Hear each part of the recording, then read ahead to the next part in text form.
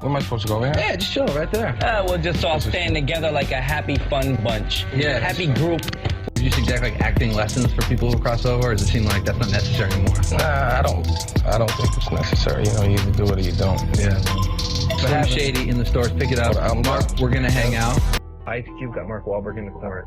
And here's Freak on the Leash at number 3. I love like white guys. Before he became a Hollywood A-lister, Mark Wahlberg was Marky Mark, a hot-headed rapper with a criminal past and a chip on his shoulder. How do you look back on your music career, and would you ever... I was the best. I'm the best white rapper turned actor. I'm the realest rapper ever. I'm the realest white rapper ever. Not to know that Eminem would come, shortly after. And before Eminem was crowned the GOAT, he was already feared, a lyrical sniper from Detroit with no filter and no patience for industry egos. I've been writing lyrics since I was like 14 years old, and just the more I wrote, the better I kept getting at it. Other than that, people are gonna pass judgment. They're gonna say what they want to say, and they're gonna make their own conclusions or whatever, In the simplest way to look at it, he made being a white rapper okay. But beyond that, he's really redefined hip-hop.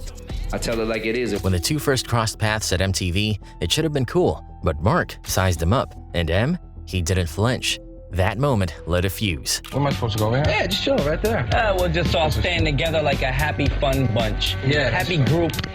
What followed was more than just petty beef, it was a cold war between two men from different coasts, different histories. This is the story of the beef that never really ended, the subtle shots, the real tension, and the dark pasts that kept them divided.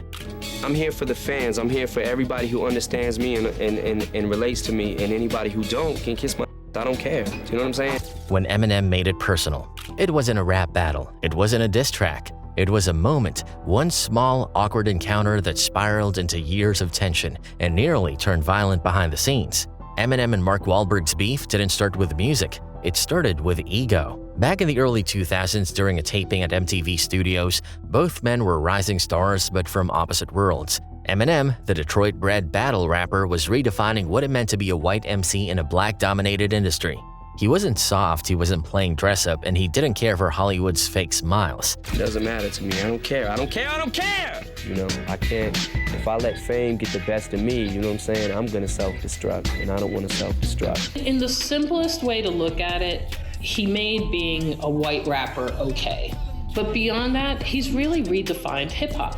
Mark Wahlberg, on the other hand, had already made the jump from Marky Mark and the Funky Bunch to blockbuster actor. He was trying to bury the street kid persona, the one with a violent past, gang ties, and a rap sheet that included assaults and hate crimes. But Eminem remembered all that. So when Wahlberg walked up with the cameras rolling, offering a handshake like they were boys, Eminem refused. Deadpan, on live TV, no dap, no smile, just ice. That single moment turned heads, but behind the scenes, it nearly turned ugly. Sources close to both camps said Mark felt disrespected, humiliated even. He'd fought hard to change his image and now this skinny rapper was clowning him in front of millions? But Eminem didn't care. In interviews later, he laughed about it. He just had this Marky Mark energy I wasn't feeling.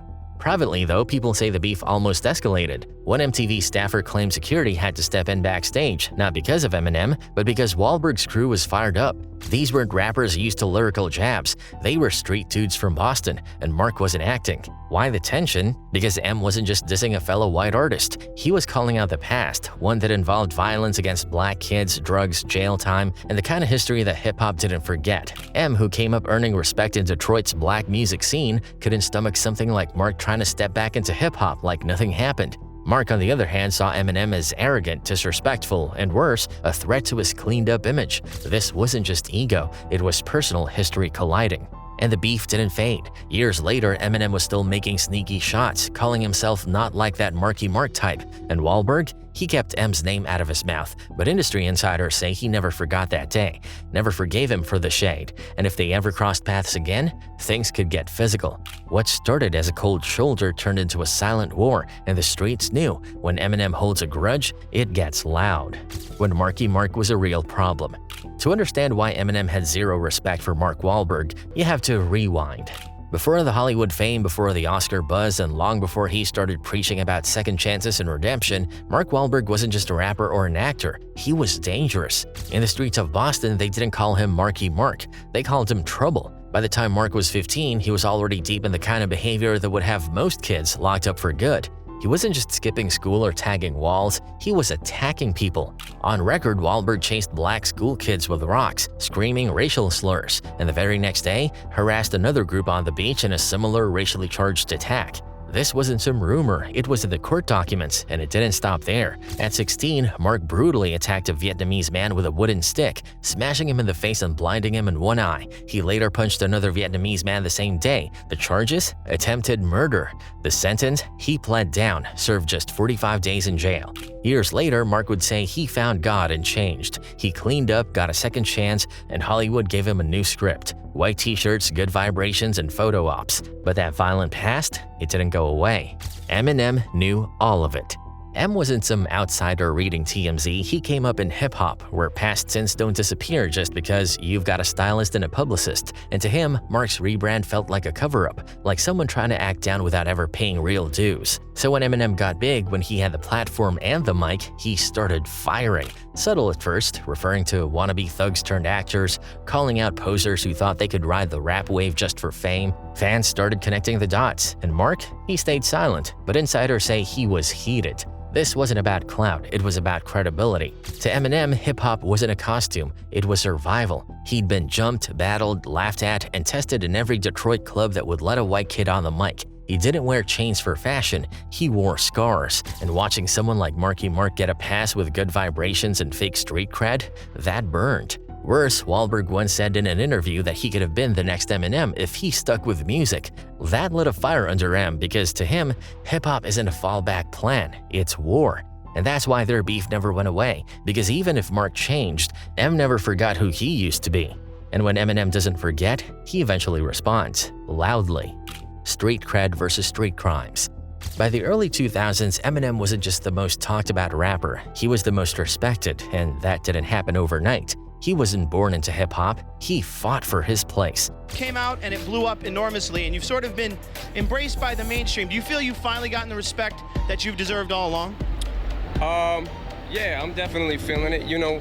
Freestyle battles in Detroit basements, mic wars where the crowd decided your fate. Eminem showed up, proved himself, and earned his seat. A rawness and a keen intelligence and a lyricism and a mastery of the English language that few artists, if any, have ever matched. But respect in hip-hop isn't just about rhymes, it's about who stands beside you when the lights are off, and Eminem had a circle that didn't just spit bars, they came with real protection.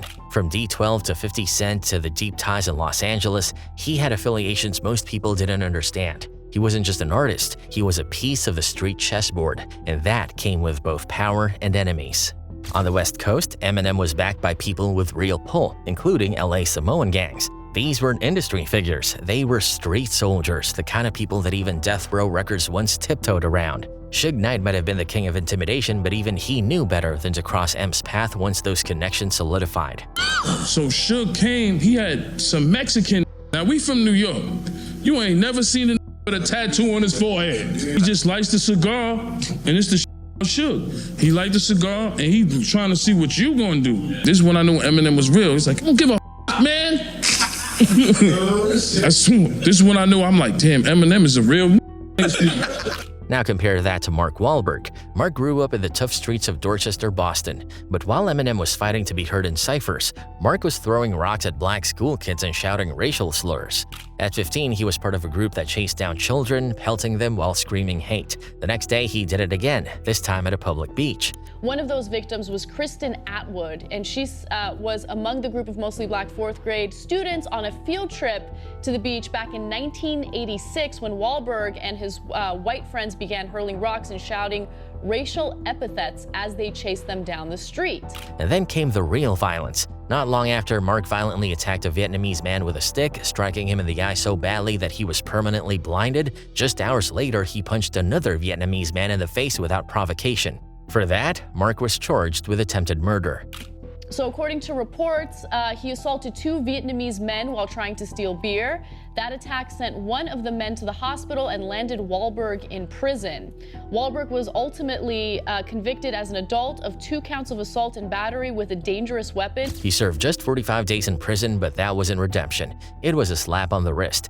And as the years passed, Mark's past was swept under the red carpet. Back in the 1980s, Mark Wahlberg was involved in 2 hate crimes. In fact, he was convicted of 2 hate crimes and served some prison time for one of them.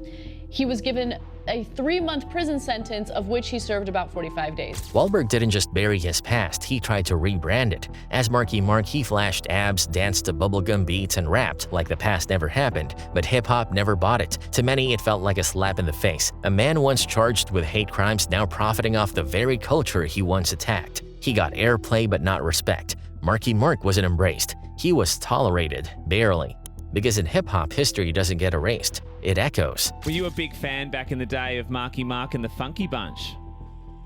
No. Oh, really? You never heard? Oh, that's annoying. And that's where he and Eminem clashed, not just artistically, but morally. Because Eminem, his story came from the other side of pain. While Mark was terrorizing the streets of Boston, Marshall Mathers was surviving in Detroit, raised by black neighbors, taught by hip-hop purists, and battling his way into rooms where nobody wanted him to win. Eminem is the rapper, Slim Shady will kill you, and Marshall Mathers is the person like behind the whole, mask or whatever. He didn't fake culture, he lived it. Got a voice, I got an opinion, I want to voice it, I think that some people are a little bit too uptight and take things a little bit too serious. He battled in black ciphers, he got co-signed by Dr. Dre, stood with 50 Cent during the darkest beefs, and earned protection from LA Samoan gangs when things got too real with the Suge Knight's goons. He wasn't Hollywood's version of hard, he was hip-hop's version of ready. And Eminem, he came outside. He was ready to take on whatever. Detroit. Detroit, it's like anywhere else. It's a hard upbringing. Don't get silver spoons too many, so gotta learn how to grind and how to hustle. So when Eminem looked at Mark Wahlberg, he didn't see a rapper. He saw a performance, a man who used hip-hop as a costume, a man who once hated the very people who created the culture he profited from. That's why their beef ran deeper than petty. This wasn't just 2 artists bumping egos. This was 2 histories colliding. One came from guilt, the other from grit. And when their paths crossed, the tension wasn't just about MTV interviews, it was about authenticity and everything Mark had tried to bury. The beef goes public, shots on and off the mic. The tension between Eminem and Mark Wahlberg had been simmering for years. Quiet looks backstage, subtle jabs in interviews, and industry whispers that never quite died down. But it wasn't until both men found themselves orbiting the same spotlight again that things finally snapped into the open. Eminem, now a certified rap icon and a lightning rod for controversy, had nothing to prove, except to anyone who thought he forgot.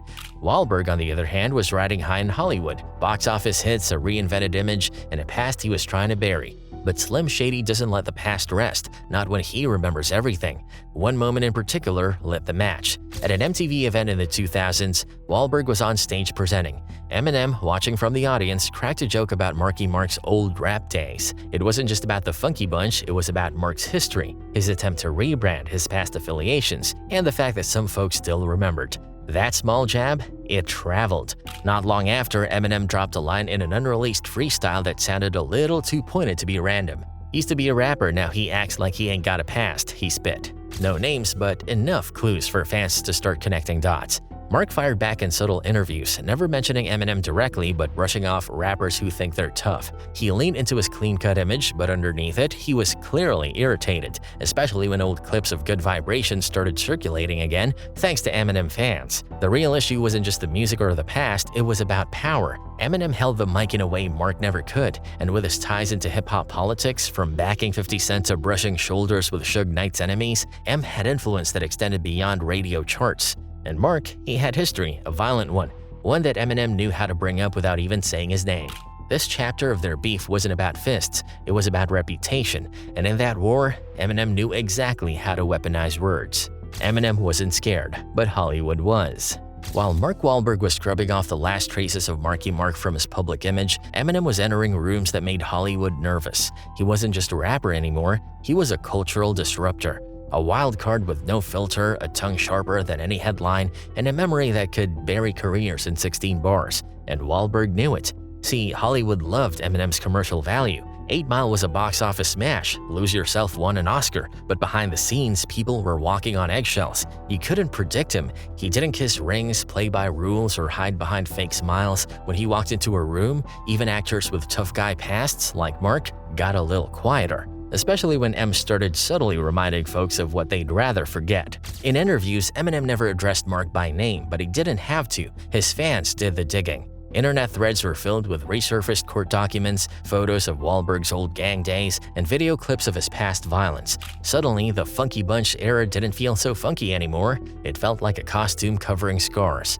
Wahlberg's old hate crime charges re-emerged. His juvenile assaults, the time he nearly killed a Vietnamese man during a racially motivated attack, all of it bubbled back to the surface, and the connection? M's veiled jabs had sparked renewed interest. It wasn't a direct call-out, but the timing was too perfect to ignore. Meanwhile, Eminem was thriving, collaborating with 50 Cent, publicly beefing with Benzino and Ja Rule, and standing tall against giants like Suge Knight. His ties to real street figures, from LA Samoan Cruz to Detroit's grimy underground, gave him credibility that scared industry types who had carefully crafted PR-sanitized images, people who, like Mark, had survived by hiding the truth. So while Wahlberg's team worked overtime to bury his past under family movies and charity appearances, M was out there playing chess, not checkers, and his silence on Wahlberg's name only made it worse. Because when Eminem doesn't talk about you directly, that's when you know he's really thinking. There's power in the pause, and Mark felt it. He avoided questions about the beef, dodged interviews that brought up their MTV moments,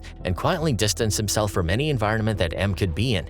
It was clear he didn't want smoke, not from Slim, not in the booth, not on set. Because while Mark Wahlberg had rebranded into a Hollywood heavyweight, Eminem never had to rebrand anything. He stayed who he was, raw and filtered and willing to go places others wouldn't dare. I'm the best white rapper turned actor. I'm the realest rapper ever. I'm the realest white rapper ever. Not to know that Eminem would come, shortly after. And deep down, Wahlberg understood one thing. Eminem's biggest weapon wasn't his fame. It was his memory. From MTV jabs to industry distance, the Cold War between M and Mark. By the late 2000s, the original heat of Eminem and Mark Wahlberg's tension had cooled, at least publicly. There were no diss tracks, no brawls, no confrontations at award shows, but if you were really watching, you'd notice these two men were orbiting the same circles and intentionally avoiding collision. See, M never forgot that MTV moment. Back in the day when M was just breaking into the mainstream and Mark Wahlberg still had leftover cockiness from his Funky Bunch days, they shared a stage. Mark tried to sun him, treated him like a goofy white boy playing dress-up in a genre he didn't belong in. The crowd laughed, but M didn't, and M never lets anything slide. Fast forward a few years, Eminem becomes the most feared lyricist in the world. The guy who buried Benzino's whole magazine, crushed Ja Rule's career, and even scared the real tough guys into silence. He wasn't just writing raps, he was building legacies and tearing down names. Quietly, Wahlberg kept his distance. In interviews, he dodged any mention of Eminem. If a question came up, quick pivot, short answers, move on. It wasn't fear in the street sense, it was industry politics. Mark had rebuilt his image. He wasn't Marky Mark anymore. He was a respected actor, a businessman, a brand. The last thing he needed was a viral clip of M bringing up his criminal past or questioning his old attitudes. And make no mistake, the culture wasn't shifting. People weren't giving out passes anymore. The same racist attacks Mark had once been convicted for, they'd be career-ending today. Eminem, on the other hand, had weathered every storm. His controversies came with penance. His apologies were woven into his music. But Wahlberg's past still hiding in archived newsprint and quietly sealed records.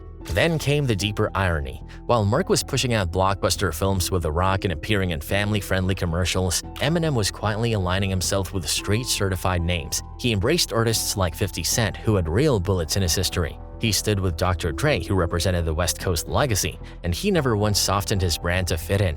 That authenticity was a warning. If M wanted to speak, people would listen. Behind closed doors, insiders knew Mark had crossed M once and got lucky, but he wouldn't test it again. There were no collaborations, no red carpet photo ops, no behind-the-scenes bromance. The space between them? Intentional, maintained. Because Wahlberg knew that Eminem could start a storm with just one bar, one shade, one Instagram live, and he'd never see it coming. This wasn't an act of war, it was a cold one, a silent standoff between two men who came from rough beginnings, made it out in their own way, and understood that silence could be its own weapon.